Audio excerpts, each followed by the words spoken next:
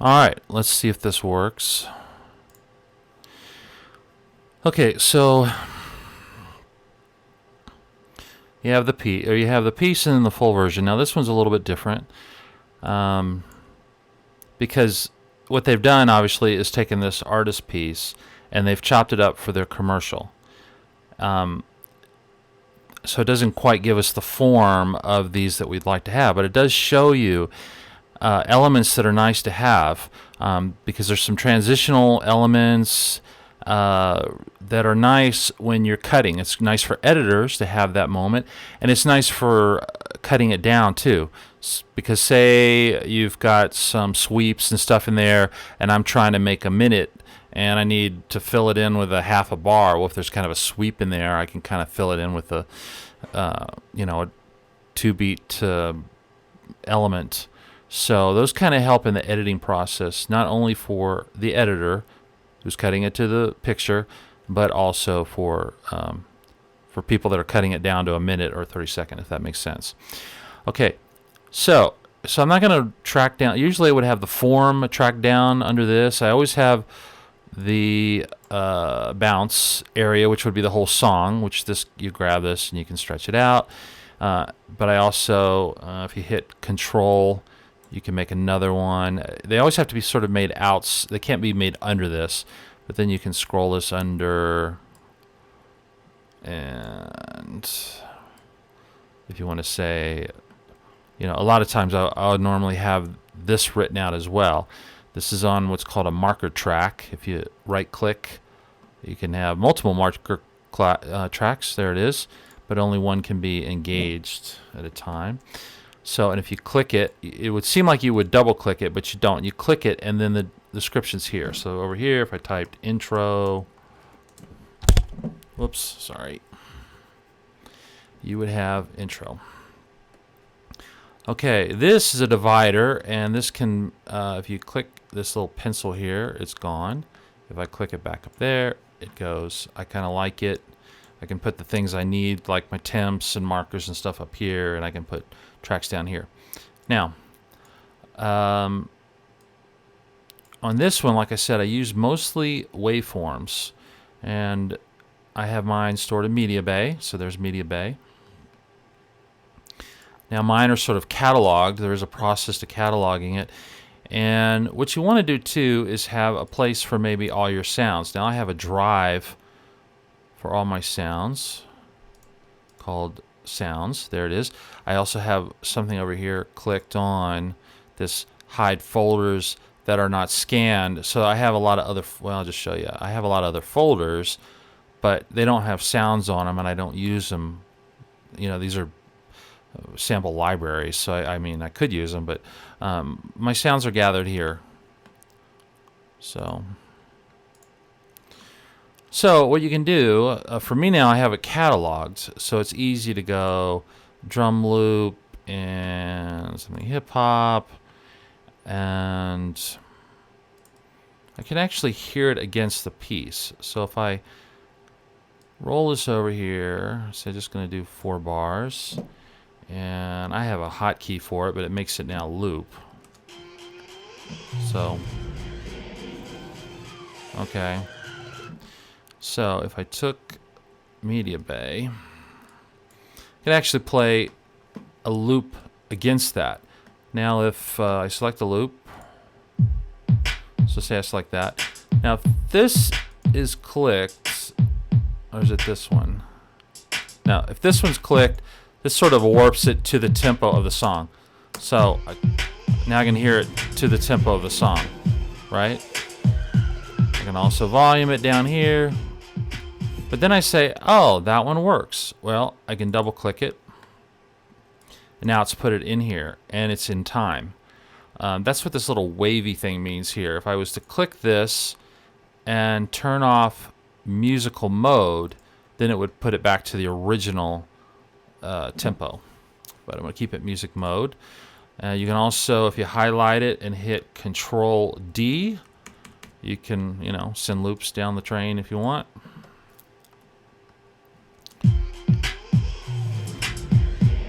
So now on one shots, let's look over here at get Media Bay open here. So say now we want to kick. Two ways to do this. You can certainly take a kick and say, okay, I like that. So I can double click that. And now that kick's there, of course. Now you can see that it's tempo set up, which I really don't want. I want the original kick sound. And if I hit Alt, see that little tool over it, and then I can actually, well, if I go over here and switch this to quantize, this uses the grid now. Obviously, if I use beats or bars, it's every bar. If I use beats, it's the quarter notes. But if I use quantize, it's set to my quantize grid. And actually, I like using, and I can give you these. These don't show up. You have to put these in. I mean, these show up, but not these other ones I've made. So this is kind of the main one I use. Now it'll actually snap to the bar line. So, you know, if I want to say 4 on the floor kind of thing, you know, make sure this is on the grid. And now I've got that there. You know, if I want that, I can also, well, I got to move it over there because I didn't pick the whole, it's the beginning and end, so I didn't have the whole bar selected, but if I would have, let's try that again. This is called the T-Range tool. I have kind of hotkeys for these are on the keyboard. Now if the whole bar is selected, I can also just hit Control D and it'll do that.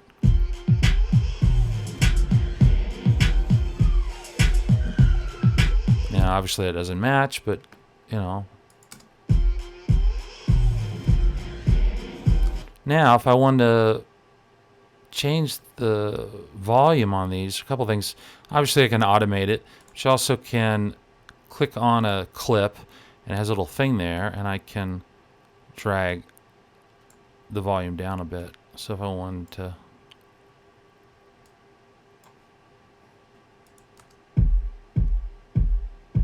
yeah, need to drastically do that a little bit more.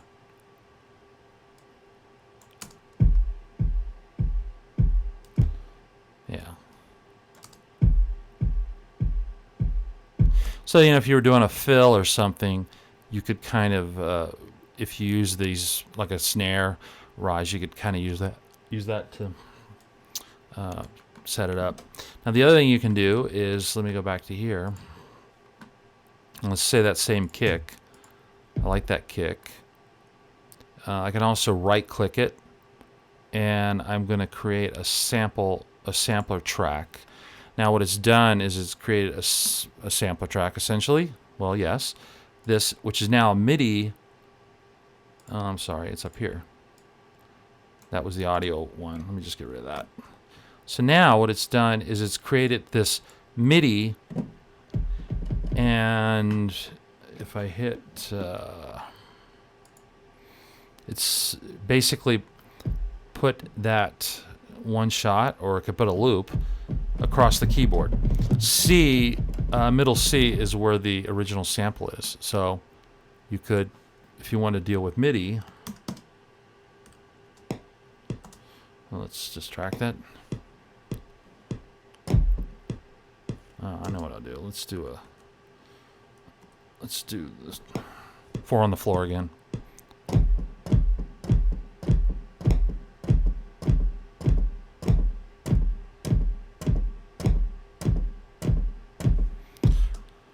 So now we have it there as a MIDI performance that's triggering that sample.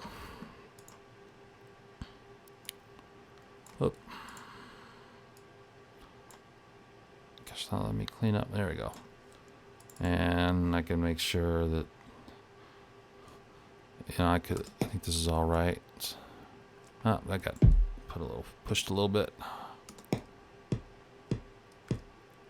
So now it's the same thing.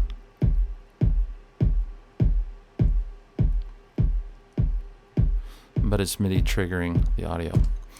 Now, if I was to do that on something, let's say we're going to do something that has a pitch to it. So let's take a key loop. I call them key loops, kind of like keyboard things. Now you see this says C. Well, let's take this one that's D. Okay, now if I put this in sampler track, now the only difference is it'll put the D. Well, you're hearing it.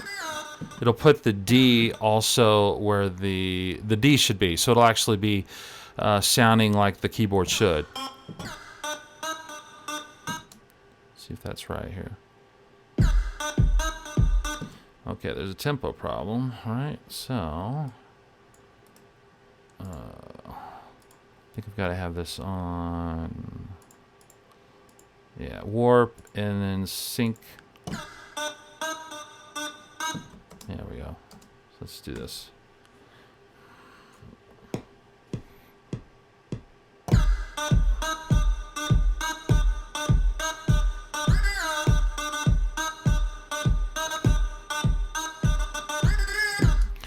So you can do that.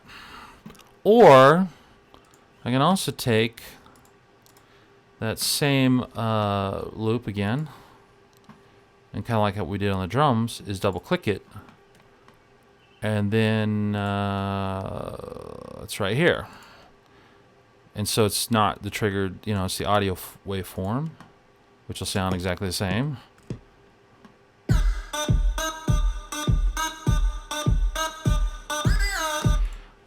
But what's kind of cool, you can take this, and if I click it, it'll show me it's originally in D, but I can also pitch it right here.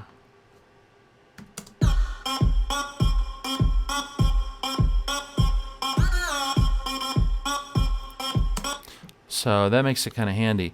So, you know, you can also, a couple things, so say, you know, I don't like, you know, I want to change a note. Well, you can use a couple things. You can cut it using my cutter tool here. Let's just do it here. And I'm gonna move this up, move it up a step.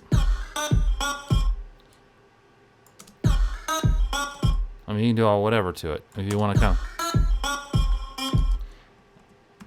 Yeah, you can also, let's get rid of that. If I double click it, it puts it down here in this edit area. And if the inspector over here is on, let's see, I can do very audio, and I hit that, and now it creates almost like a Melodyne track. And you could also mess with it here. So I got to click those. Let's see why it's not doing that. We'll go up.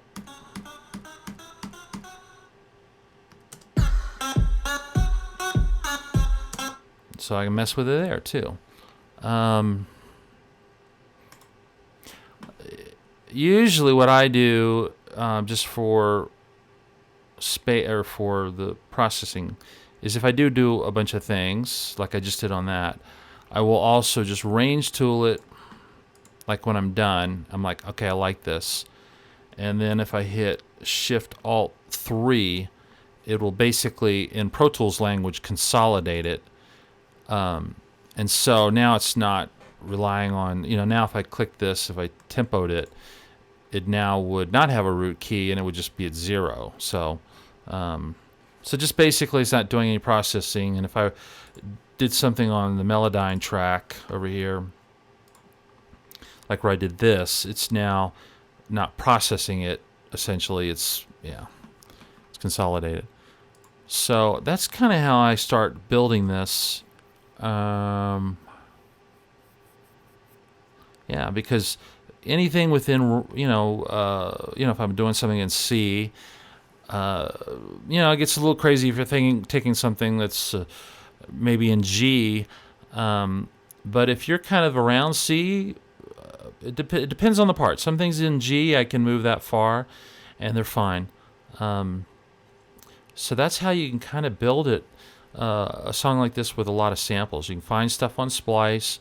I would have it downloaded to, if you don't have multiple drives, then at least a folder. These are folders on the drive, and if this was called Josh Sounds, I could click that, and it would just show sounds on that folder in this window to go through.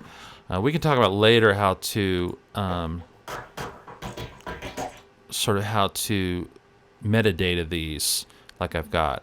And also, you can get access from me, doing projects with me with this sound collection I have. It really was a lot more, but I went through these older libraries I had, and if it was something I just thought I'd never use, I got rid of it. So there isn't anything in here that I don't feel like I would use at some point. I've got to find a way to maybe transfer the metadata. I haven't learned how to do that yet, like on your system. Like, how could I give you the file that would maybe give you at least the basics from this this information to help. So anyway, I hope that was helpful. Thanks.